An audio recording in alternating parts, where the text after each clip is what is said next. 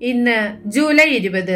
മർഗരീത്ത, Marina തുടങ്ങിയ പേരുകളിൽ അറിയപ്പെടുന്ന അന്ത്യോക്യയിലെ വിശുദ്ധ മാർഗരറ്റ് ആണ് ഇന്നത്തെ വിശുദ്ധരുടെ പട്ടികയിൽ 1-ാം സ്ഥാനത്ത് നിൽക്കുന്നത്. ക്രിസ്തുവിന് വേണ്ടി രക്തസാക്ഷിത്വം വരിച്ച ഒരു വിശുദ്ധയാണ് മാർഗരറ്റ്.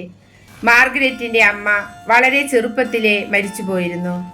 അവളുടെ പിതാവ് ഒരു വിജാതീയ പുരോഹിതനായിരുന്നു.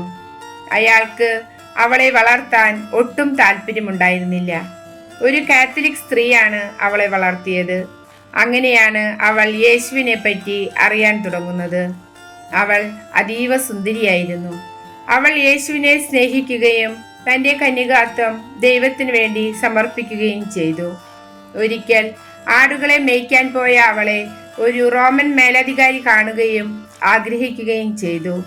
അവൾ വഴങ്ങിയില്ല. ക്രിസ്ത്യാനികളെ റോമൻ സൈന്യം കൊന്നൊടുക്കിയിരുന്ന കാലമായിരുന്നു അത്.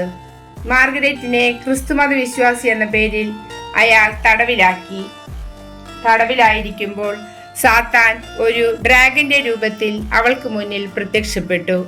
അവന്റെ പ്രലോഭനത്തെ ചെറുത്തപ്പോൾ ഡ്രാഗൻ അവളെ വിഴുങ്ങി.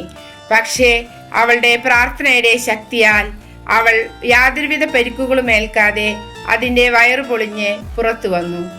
യേശുവിനെ തള്ളിപ്പറയാൻ അധികാരി അവളെ നിർബന്ധിച്ചു. അവൾ അനുസരിച്ചില്ല. മാർഗരറ്റിനെ ചുട്ടുകൊല്ലാൻ ഉത്തരവിട്ടു. പക്ഷേ തീജ്വാലകൾ അവളെ സ്പർശിച്ചില്ല. ഉടൻ തന്നെ അവളെ കൈകാലുകൾ ബന്ധിച്ച് ചൂടുവെള്ളം നിറച്ച പാത്രത്തിലെറിഞ്ഞു. ക്രിസ്തുവിൽ അടിയുറച്ച് വിശ്വാസമുണ്ടായിരുന്ന മാർഗരറ്റിന്റെ കെട്ടുകൾ തനിയെ അഴിയുകയും അവൾക്ക് യാതൊരു വിധത്തിലും പൊള്ളലേൽക്കുകയും ചെയ്തില്ല. അവസാനം അവളെ തലയറുത്തു കൊല്ലാൻ ഉത്തരവായി. വിശുദ്ധ മാർഗരറ്റ് അങ്ങനെ രക്തസാക്ഷിത്വം വരിച്ചു. ഗർഭിണികളുടെയും നവജാത ശിശുക്കളുടെയും മധ്യസ്ഥയാണ് വിശുദ്ധ മാർഗരറ്റ്. നമുക്കും എല്ലാ നവജാത ശിശുക്കളെയും ഗർഭിണികളെയും വിശുദ്ധ മാർഗരറ്റിന്റെ മധ്യസ്ഥതയാൽ ദൈവത്തിന് സമർപ്പിക്കാം.